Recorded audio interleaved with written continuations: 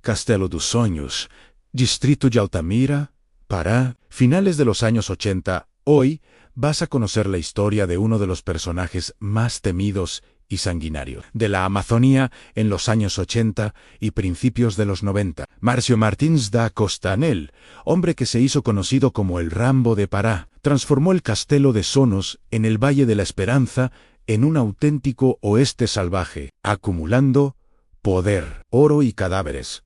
En el camino, las muertes atribuidas a Márcio Martins comenzaron en septiembre de 1989, cuando saltó del helicóptero con las subametralladoras, ejecutando a 5 hombres y enseguida invadiendo Castelo dos Sonhos y derribando a 4 más. Después de eso, se contaron 300 cadáveres atribuidos a su nombre hasta cerrar el inventario con los 3 muertos en la invasión del yacimiento de Aquino, el 9 de enero de 1992, ANE. Finales de enero de 1992. Llegaría a su fin la crónica del Rambo de Pará, pero ¿quién fue este hombre? ¿Cómo se convirtió en una leyenda de miedo? ¿Y cómo terminó su trayectoria en una emboscada mortal? Quédate conmigo hasta el final de esta historia, porque vas a entender cómo la ambición, la violencia y la corrupción moldearon uno de los períodos más sangrientos de la región norte de Brasil. Así tienes historias que contar. Déjalas en los comentarios y cuéntame desde qué ciudad estás viendo el Valle de la Esperanza, en tierra de promesas y tragedias, el sur de Pará. En el cambio de los años 70 a los 80, era un territorio de promesas y tragedias. La carretera BR y Bailey-Russan había abierto el camino para aventureros, especuladores de tierras, campesinos y buscadores de oro en busca de un futuro mejor, o por lo menos de oro fácil.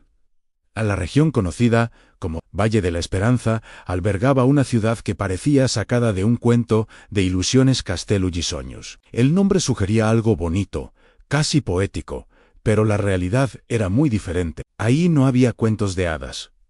Solo sudor, malaria, balazos y cuerpos esparcidos por el lodo de los yacimientos. Antoser, en 1977, cuando Leo Ez, un gaucho de hablar firme y mirada dura, llegó por ahí. Conocido como Onsal Branca o Jaguar Blanco, vino como muchos otros, incentivado por el gobierno militar que quería ocupar tierras que antes pertenecían a los indios Kayapós. Leo abrió una hacienda, cercó tierras y comenzó a construir su imperio ampero en 1988. La noticia del descubrimiento de oro lo cambió todo. Castelo de Sonhos creció a ritmo acelerado, rodeado por 8 yacimientos, donde 6.000 hombres cavaban la tierra día y noche. El sonido de las dragas y motores nunca paraba.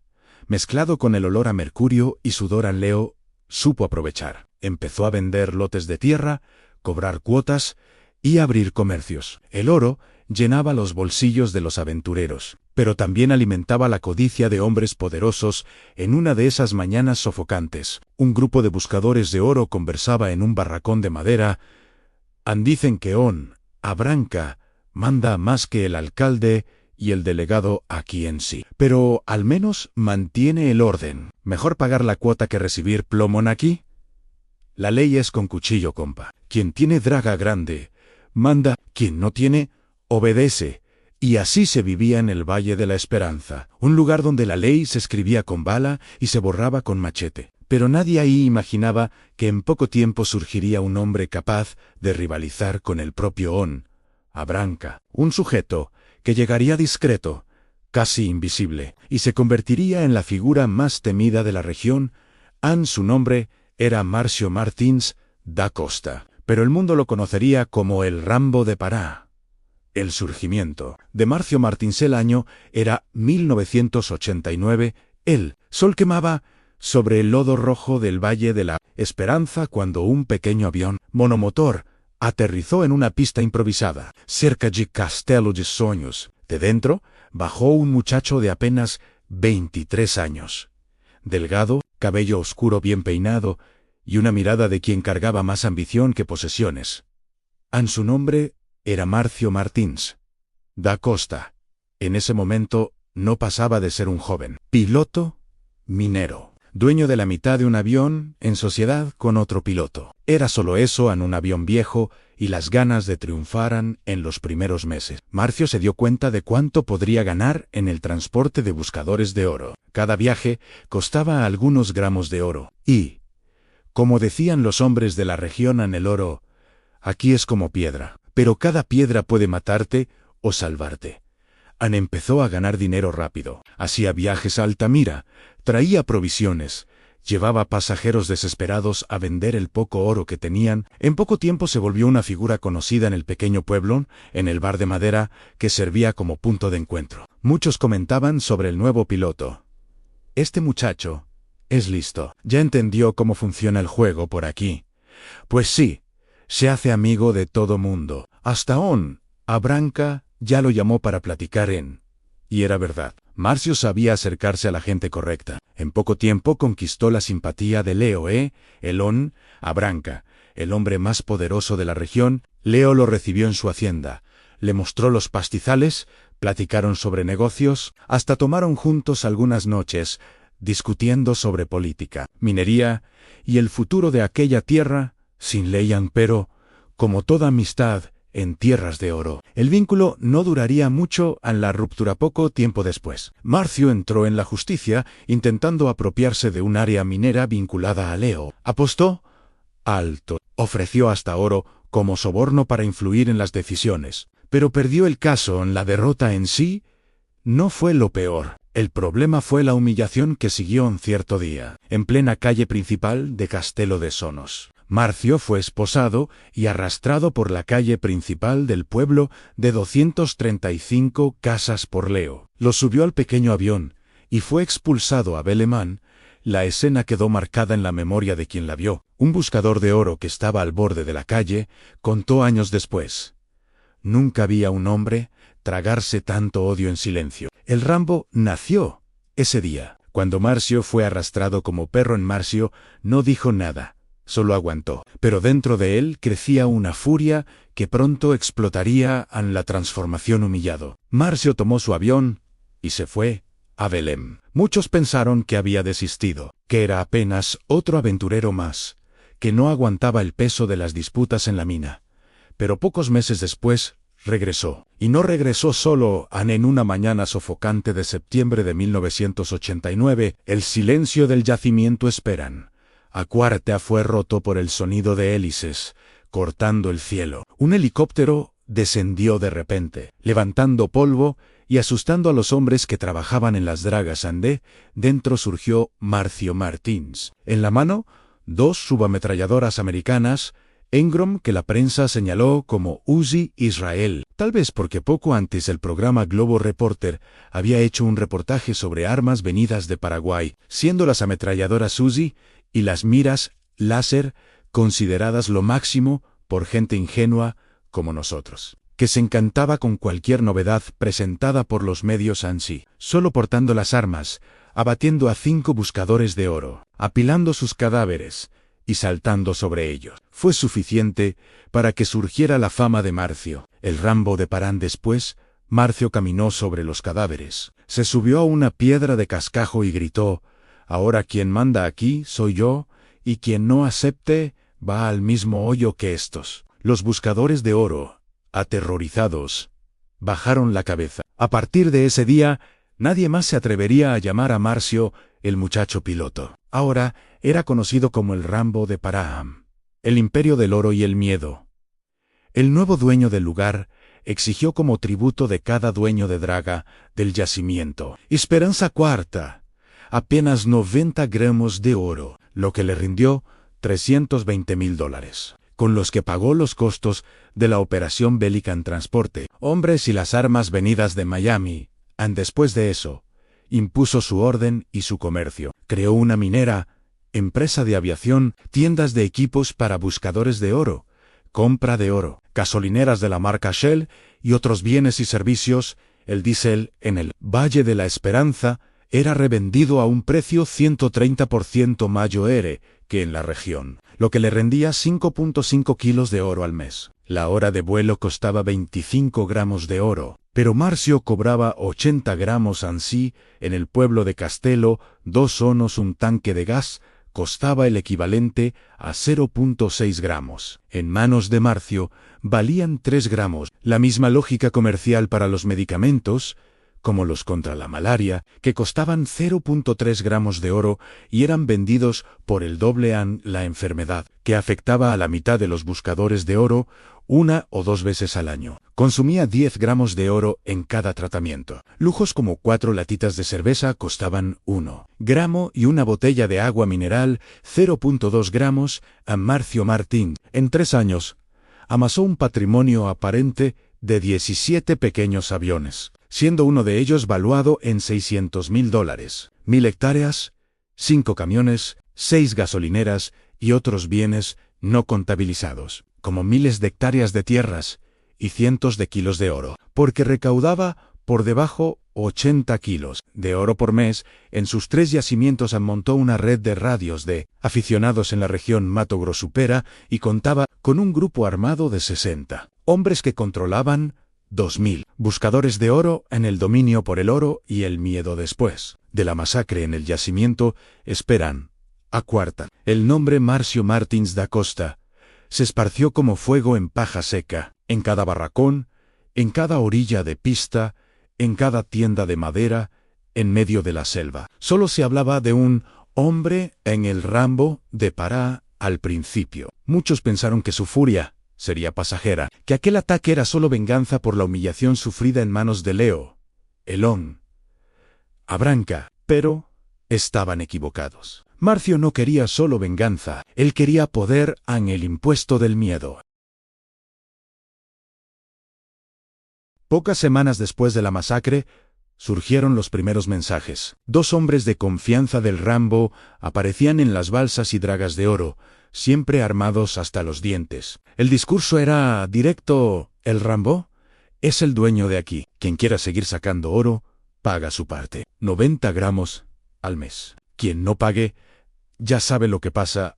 No tardó mucho para que todos entendieran: o se pagaba, o se morían en menos de 6 meses. Marcio controlaba la mayor parte de los yacimientos de Castelo de Sonos y del Valle de la Esperanza. Los kilos de oro recaudados se volvían dinero rápido en manos de intermediarios en Altamira, Santarém y hasta Veleman. Con esa fortuna empezó a invertir, pero no en negocios comunes, el imperio de fachada en poco tiempo. El Rambo abrió empresas de aviación, comercio y transporte, compraba haciendas, financiaba dragas y balsas. A los ojos de quien venía de afuera, parecía un joven emprendedor que había prosperado en la minería, pero los que vivían en la región sabían la verdad. Todo era sostenido por el oro arrancado a la fuerza de los buscadores de oro. Uno de los antiguos comerciantes del yacimiento contó. Años después, el tipo llegaba aquí. Compraba todo fiado. Y cuando yo preguntaba cómo iba a pagar, solo decía: en el Rambo arregla. Y yo me callaba la boca. ¿Quién le iba a cobrar? Nadie. El reino de la violencia. El poder de Marcio no era solo económico, era sobre todo armado. Mantenía un ejército particular de sicarios, hombres que se empeñaban en andar por el pueblo exhibiendo pistolas y fusiles, siempre que alguien se negaba a pagar o se atrevía a cuestionar la autoridad del Rambo. El final era el mismo: la muerte. Un buscador de oro que sobrevivió a una de esas ejecuciones contó: lo vi con mis propios ojos. El tipo dijo que no iba a dar ningún oro. Marcio agarró la pistola, se la puso en la frente y jaló el gatillo. Ni parpadeó. Después nos miró y dijo: ¿alguien más no quiere pagar? El silencio fue la respuesta. La política del Avalano tardó mucho para que políticos locales se dieran cuenta del peso que Marcio tenía en la región. Muchos empezaron a acercarse, pidiendo apoyo, ofreciendo protección, y el Rambo jugaba el juego, financiaba campañas, compraba influencia, construía alianzas, pero siempre les recordaba a todos quién era el verdadero dueño del valle. Los políticos van y vienen. Yo me quedo aquí. Quien manda soy yo. El contraste en miedo y fascinación. Había hasta quien lo comparaba con Lampi, o el famoso bandolero brasileño, diciendo que Marcio era un nuevo cangaceiro moderno, que hacía justicia a su manera a un viejo buscador de oro, resumió ese sentimiento en una frase que resonaba por los barracones: Ángel mata, pero protege, quien está con él nunca pasa hambre. Era esa la paradoja que volvía a Marcio aún más peligroso, amamado por unos, temido por otros, pero respetado por todos.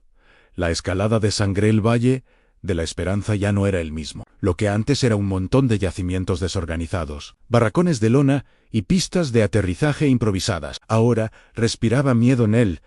Nombre de Marcio Martins da Costa. El temido Rambo de Pará estaba en todas las bocas, pero con el poder venía también el peligro. Y en el mundo de las minas, quien sube muy rápido siempre atrae enemigos. A la primera respuesta a la masacre del Esperan había llamado la atención no solo de los buscadores de oro, sino también de hacendados poderosos de la región. Hombres como Leo Isi, Elón, Abranca, no aceptarían perder territorio ante un joven piloto que se creía bandolero. En la madrugada empezaron los planes para derribar a Marcio. Hombres armados fueron contratados, pistoleros que jalaban el gatillo por dinero, acostumbrados a resolver disputas de tierra con sangre. Y pronto vino el primer enfrentamiento. El ataque en la carretera de tierra era una mañana sofocante. La carretera de tierra que unía Castelo de Sonos con Novo Progreso estaba desierta. Solo una nube de polvo indicaba que alguien se acercaba dentro de una camioneta C10. Marcio seguía con dos de sus hombres de confianza. De repente, disparos resonaron desde la selva. Una emboscada. Las balas reventaban los vidrios, rebotaban en el metal, levantaban chispas. Los sicarios gritaban: «¡Son los hombres de Leo! ¡Patrón! ¡Es una emboscada!». Marcio, con la sangre fría que lo haría temido, sacó una ametralladora Uzi y abrió fuego contra el monte. El ruido resonaba alto, mezclado con gritos de desesperación. En minutos, 2 pistoleros estaban muertos. Los otros huyeron por la selva. Cuando el silencio volvió, Marcio bajó del carro, pateó uno de los cuerpos en el suelo y dijo fríamente: «Ellos piensan que pueden derribarme. Pues ahora va a haber guerra». El clima de guerra después de ese ataque, Marcio inició una ofensiva brutal. Mandó incendiar balsas de buscadores de oro que se negaron a pagar. Invadió haciendas. Ejecutó a pistoleros contratados contra Elan en una sola noche. 7 hombres fueron muertos a balazos a la orilla de un arroyo. El mensaje era claro: desafiar al Rambo significaba firmar tu propia sentencia de muerte. El cerco policial. Violencia creciente empezó a llamar la atención también de las autoridades. La Policía Federal y la Policía Estatal de Pará ya no podían ignorar pero enfrentar a Marcio no era simple. Él tenía docenas de hombres armados.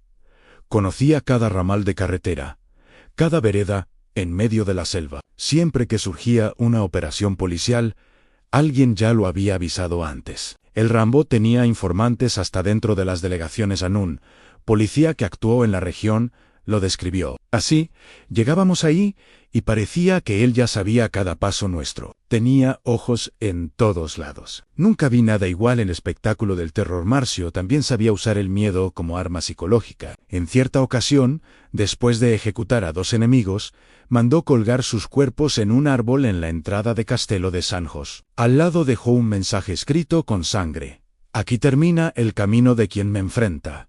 El pueblo entero vio la escena. Mujeres lloraban, niños gritaban, hombres evitaban hasta comentar el asunto en público, pero todos entendieron el mensaje. El Rambo no retrocedería jamás. La fama que cruzaba fronteras a esa altura. La fama de Marcio Martins ya había cruzado Pará. Periódicos de Belém lo llamaban Señor de la Guerra de las Minas. Otros preferían el apodo que ya se había esparcido entre los buscadores de oro: en Rambo de Pará. En la comparación no era por nada. Así como el personaje del cine, él surgía de repente cargado de armas. Destruía a sus enemigos sin piedad. Pero había una diferencia crucial. Rambo era ficción. Marcio era real. Y cada cuerpo dejado en el lodo lo probaba. El principio del fin. El poder de Marcio Martins da Costa. El Rambo de Pará parecía inquebrantable. Dominaba el oro, Controlaba a los buscadores de oro, intimidaba comerciantes y hasta políticos le debían favores ante, pero todo reinado basado en sangre y miedo. Tarde o temprano, atrae enemigos por todos lados. El peso de las muertes, las masacres promovidas por el Rambo, empezaron a acumularse en estadísticas sombrías. En menos de 2 años, más de 300 personas habían sido asesinadas, directa o indirectamente, por orden de El An. Valle de la Esperanza se volvió un campo de guerra no declarada. Pero esta vez, los muertos no eran solo buscadores de oro anónimos. Entre las víctimas estaban hijos de hacendados, pistoleros de renombre e incluso policías de bajo rango.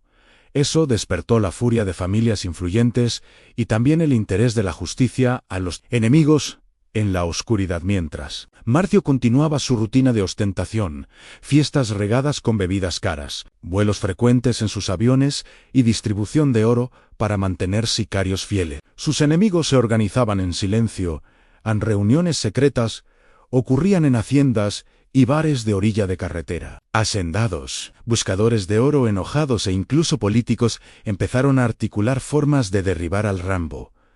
Algunos lo querían muerto, otros solo debilitado. Pero todos concordaban en una cosa: no podía seguir creciendo.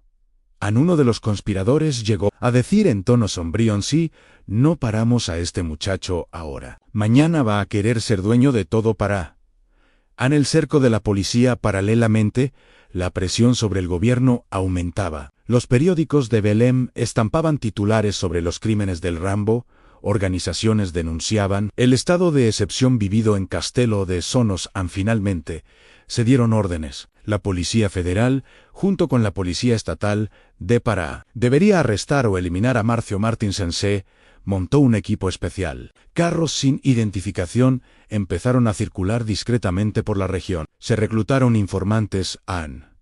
Pero una vez más, el Rambo parecía estar siempre un paso adelante. Un delegado relató años más tarde: montábamos la operación. Y cuando llegábamos ahí, el hombre ya había desaparecido. Era como si hubiera escuchado nuestras conversaciones dentro de la delegación.